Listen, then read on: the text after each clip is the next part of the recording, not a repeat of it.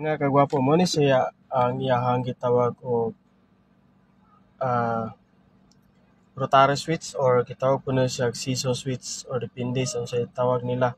So kani siya naa siya sa tunga. Pag imo ni siyang i-move ana, i-forward mo na sa ang right side.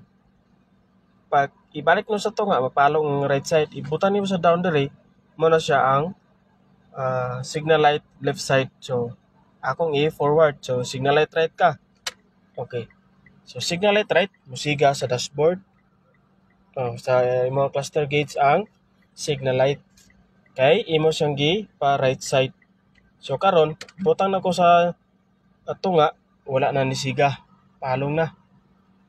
So pag akong ibutang sa left side down, musiga siya. Okay?